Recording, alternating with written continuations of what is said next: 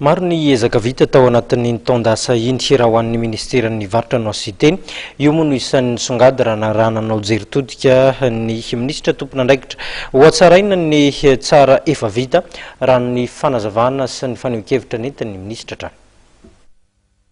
Entana lany daty milanja 1000 taonina ary entana tsy manara-penitra milanja 5,000 sy 1 alina taonina no voaterina esorina teny amin'ny hitsena nandritra ny taona 2024 iny. Vokatry ny ezaka ho fampiroboroboana ny sehatry ny varitra izany, araka ny nambarandramatoa Ramalason Olga, ministry ny varitra raha nanao jeritodika ny tena ny omaran'io mikasika ny taona 2024 tetsy Ambirao any Tsiamboda.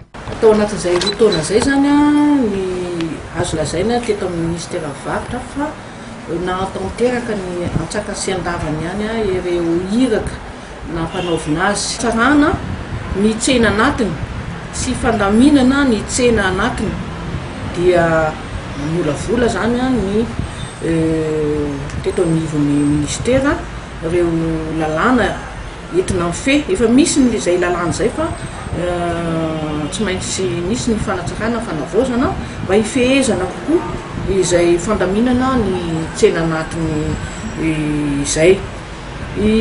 Eo ihany koa ny fanarahana maso akaiky ny kalitaon'ny entana amidy, ny entana eny an-tsena zany.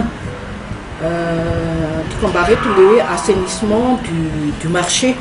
Nametrahana ihany koa ny ivotoerana fanomezam-baovao sy torolalana ho an'ny varitra anatiny zany sy varitra ivelany. Io le ataontsika hoe centre d'information et d'orientation.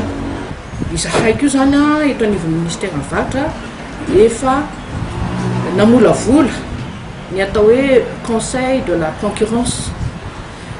Nisy ihany koa ary ny zava-dehibe ny famolavolana ny lalàna ny mahakasika ny commerce électronique.